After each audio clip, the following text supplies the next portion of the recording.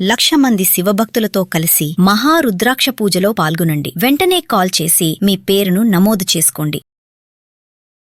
రమగారు, మనము ఇంట్లో రకరకాల వస్తువులు పెట్టుకుంటాం.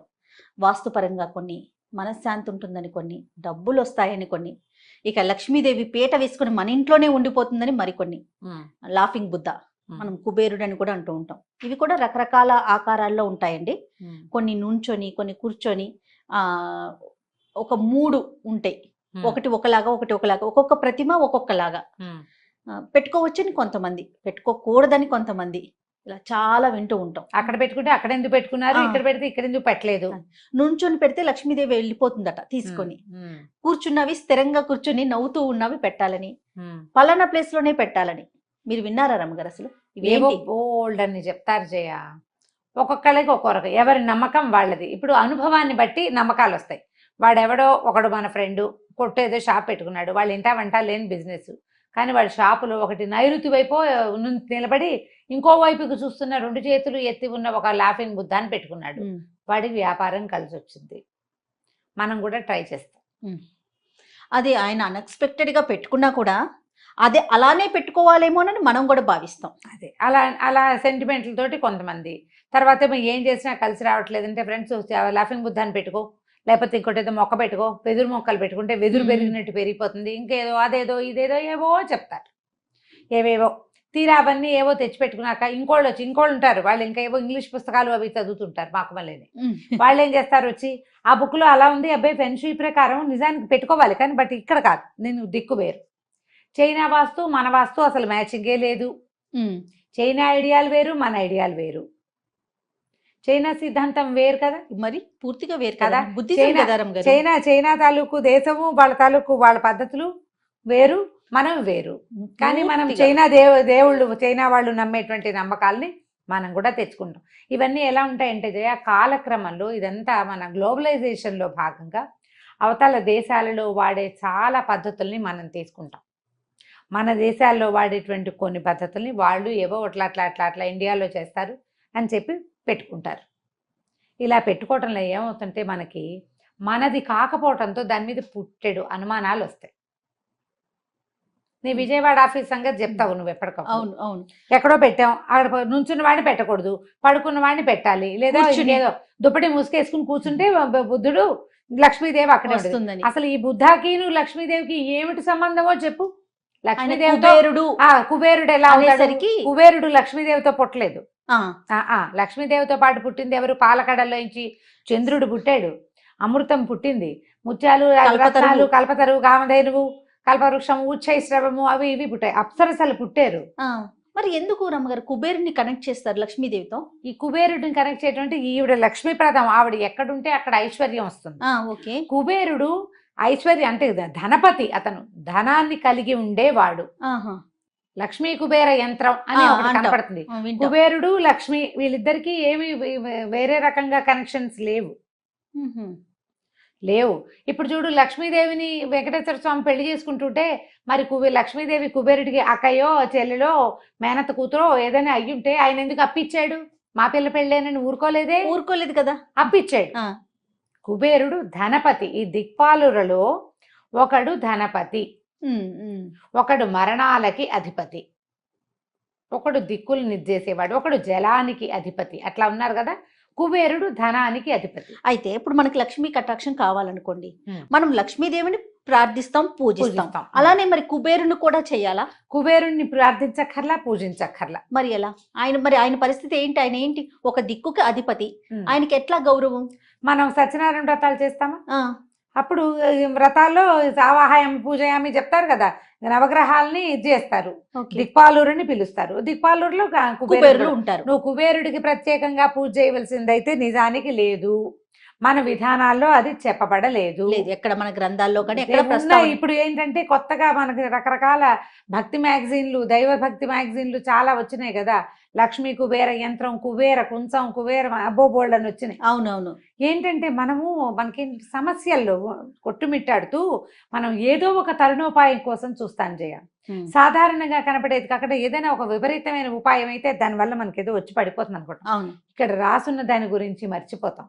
మనం చేస్తున్న చేత ఎలాంటిది అనేది జ్ఞాపకం ఉండదు. 100% అండి. తర్వాత మన కర్మానుభవాన్ని గురించి తెలుసుకోం. ఉమ్. ముందు జన్మలో మనం ఏం చూసి వచ్చాము, ఏం చేసామో మనకి తెలియదు.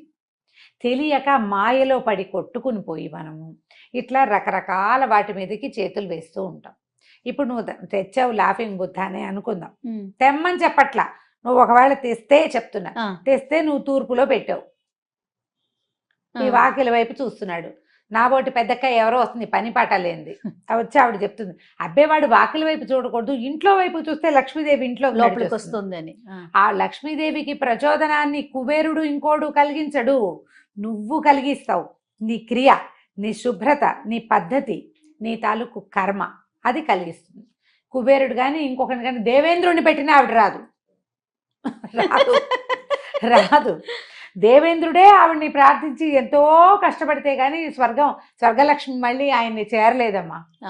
దేవేంద్రుడే చాలా కష్టపడాలి లక్ష్మీ కటాక్షం కోసం. వీళ్ళెవరినో పెడితే వస్తుందని మీరు అనుకోవద్దు. అంటే ఒకవేళ ఎవరికైనా నమ్మకం ఉంది, పెట్టుకున్నాక మీకు మంచి జరిగిందంటే పూర్తిగా అది మీ ఇష్టం. పెట్టుకుంటే మంచి జరుగుతుందా అని నన్ను అడిగితే నేను చెప్పలేను, నాకు నమ్మకం లేదు, దాని మీద నమ్మకం లేదు. ఇది మన పొరుగు దేశం వాళ్ళు, వాళ్ళ ఉద్దేశం, వాళ్ళ అభిప్రాయం, వాళ్ళ నమ్మకం. నువ్వు ఉదయం సాయంత్రం సాంబ్రాణి వేసుకుంటే మంచిది, మీ మామ వేసేది, మీ అమ్మమ్మ వేస్తుంది.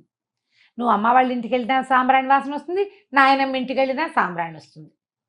ఇది కదా మన విధానం. ఖచ్చితంగా కదా. ఒక దీపం పెట్టడం. వాళ్ళు ఎవరో వేరే దేశం వాళ్ళు ఆకులు కాలిస్తే మంచిది అని చెప్తారు.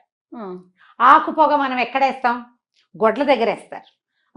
పురుగు పుట్ర చేరకుండా దోమలు రాకుండా వేపాకులు అవి వేస్తాం. అవి ఇంట్లో వెలిగించుకోం. వాళ్ళు చేస్తారని నువ్వు చేస్తానంటే ఎలాగా? వాళ్ళ విధానం అది, మన విధానం ఇది.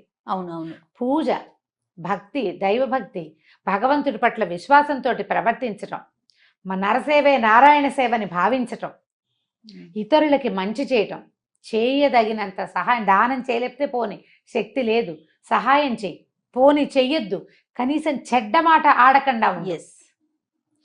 ఇల్లు శుభ్రంగా ఉంచుకో. నీకు లక్ష్మీ కటాక్షం కావాలంటే ఇది. పైగా కటాక్షం అంటే నీకు దేనికి పాత్రత ఉందో అంత ఇస్తుంది అమ్మవారు. పాత్రత లేనిది ఇవ్వదు. ఆ పాత్రత నీ వ్యవహారం, నీ కర్మానుభవం రెండు ఉంటాయి. నువ్వు లక్షలకే సంపాదించుకోగలవు నువ్వు, అంతే. నువ్వు కోట్ల ఎక్స్పెక్టేషన్ తోటి నువ్వు ఇంకేదైనా చేద్దాం అనుకుంటే అవన్నీ నిన్ను భయపెడతాయి కదా, భయపెడతాయి. శ్రీకృష్ణ పరమాత్మ చెప్పాడు, స్వధర్మే నిధనం శ్రేయ పరధర్మో భయావహ అని. భగవద్గీత చదువుదాం ఓసారి. ఇంట్లో చక్కగా లక్ష్మీ పూజ చేసుకోవటం. మళ్ళీ ఈ పూజకి అదేదో ఏమిటో బోళ్ళంత చెయ్యాలనుకోవద్దు. నిత్యం చదువుకోండి లక్ష్మీ అష్టోత్తరం, కనకధార స్తవం చదవండి. ఆదిశంకరులు మహానుభావులు పొద్దున్నే చదువుకోవాలి వారిని తలుచుకుని. ఆయన ఎవరింట్లో ఒక వాకిట్లో 7 ఏళ్ల వటుగా 7 సంవత్సరాలు కూడా వయసు లేదుట, 6 సంవత్సరాలేట. అప్పటికి సన్యసించల ఆయన. సన్యాసం తీసుకోక ముందే ఒక ఉసిరికాయ దానం చేస్తే ఒక బ్రాహ్మణి, అయ్యో ఈవిడికి చాలా కష్టంలో ఉంది, దరిద్రంలో ఉంది, ఈ దరిద్రాన్ని పోగొట్టమని లక్ష్మీదేవిని దీంతో కనకధారాస్తవంతో ప్రార్థిస్తే కనకధారలు కురిసినాయట వాళ్ళ ఇంట్లో. అలాంటిది చదువుకోండి చక్కగా, నిత్యం చదవండి. చదివి నాకేమిటి, నేను అన్నం పొయ్యి మీద బియ్యం కడిగి పెట్టాను, అన్నం అయిపోయినట్టుగా స్తోత్రం చదివాను, నాకు ఆన్సర్ రాలేదని భావించకూడదు. విత్తనాలు వేయటం లాంటిది. మొలకెత్తాలి. బియ్యం కడిగి పెట్టడం కాదు, గింజలు మొలకెత్తించటం. మొలకెత్తాలి, బాలారిష్టాలన్నీ దాటాలి, అది పెరగాలి. మళ్ళీ కుప్పగా ఒకే చోట ఉంటే పండదు, వేరువేరు దూరంగా నాటాలి. ఎంత చేస్తే పంట చేతికి వస్తుంది. మరి ఈ స్తోత్రం చదవటం, పూజ చేయటం కూడా అలాగే. ఇప్పుడు నువ్వు లాఫింగ్ బుద్ధనో ఇంకొకటి లేకపోతే ఇంకొక క్రయింగ్ బుద్ధనో తెచ్చుకున్నా ఆయన వెంటనే పని చేయడు. నీకు అక్కడ పనిచేసేది ఏమిటి? వాళ్ళు కాదు, నీ నమ్మకం పనిచేస్తుంది. బట్ మనం పూజను చూసావా, స్తోత్రాలు ఇవి పనిచేస్తాయి. ఎందుకంటే మనం చదివే మంత్రానికి శక్తి ఉంది, మంత్రానికి వైబ్రేషన్ ఉంది. అది మన పాజిటివిటీని పెంచుతుంది, మన చుట్టూతా ఉన్న ప్రపంచాన్ని బాగు చేస్తుంది. మీ ఇంట్లో పెట్టుకున్న ఒక బొమ్మ ఎలా బాగు చేస్తుందో ఆన్సర్ ఉందా మన దగ్గర? తెలీదు. ముందు ఉంటుంది ఏదో ఆన్సర్ వాళ్ళ దగ్గర, మనకు తెలీదు. మనకు తెలిసింది ఏమిటి? మంత్రం, పూజ, భక్తి, విశ్వాసం. ఇవి ఎంత పనైనా చేస్తాయి మనకు తెలుసు. అందుకే కదా రమ్మగారు, మన సంస్కృతి, మన సాంప్రదాయం, మన పంట, మన నేల, మనము, మన కుటుంబం, మన ధర్మం. అందుకే చెప్పుకోండి. అందుకే మనం భయపడకుండా పెట్టుకోవాలి. మనం ఇప్పుడు వాళ్ళు ఎవరివో బొమ్మలాగా పెట్టుకోండి కావాలంటే. లాఫింగ్ బుద్ధ అందంగా ఉన్నాడు, బాగున్నాడు, బొమ్మ చూస్తే వాళ్ళు సరదా వచ్చింది తెచ్చి పెట్టుకో, దానివల్ల అదేదో అయిపోతుందని అనుకో. లాభ నష్టాలని ఆలోచించద్దు, భయపడద్దు, దాని మీద ఆలోచనే అక్కర్లేదు. తప్పకుండా మీకు కుబేరుడు కావాలి అంటే డబ్బు, ధనం ఒక్కదాంతో అన్ని వచ్చేవి. ధనంతో ధనం వస్తుంది, కొన్ని వస్తాయి. మీకు మనశ్శాంతితో కూడిన ధనానికి లక్ష్మీ ప్రార్థన. ఓకే, అది ఎలా ఉంటుందంటే రమ్మగారు, ఇప్పుడు లాఫింగ్ బుద్ధ దానికి సంబంధించి నాకు ఒక విషయం తెలుసు.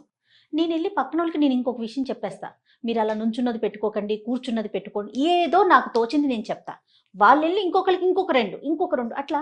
అంటే అసలు విషయం కన్నా కూడా ఇలాంటివి ఎక్కువగా స్ప్రెడ్ అయిపోయి ఎక్కడికో వెళ్ళి భయాలు వచ్చేసి పెట్టుకుంటే ఏదో అవుతుంది, పెట్టుకోకపోతే ఏదో జరుగుతుంది. ఇలాంటి విషయాలు ఎక్కువగా స్ప్రెడ్ అయిపోతాయి చూడండి. ఎప్పుడు కూడా మన ఇంట్లో, మన ఊళ్ళో, మన ప్రాంతంలో చేసే పూజా విధానం, ఆచరించేటువంటి దైవ కార్యాలు, ఆచరించే ధర్మం, అది మనకి భయం ఉండదు, దాని మీద అనుమానం. తరాల వెంబడి వింటాం కదా, చక్కగా చేసుకుంటూ ఏ భయము ఉండదు. అది వదిలేయద్దు, స్వధర్మాన్ని వదిలిపెట్టద్దు, పరధర్మాన్ని తెచ్చి నెత్తి మీద పెట్టుకోవద్దు. సూపర్. నమస్తే రమ్మ గారు. నమస్తే.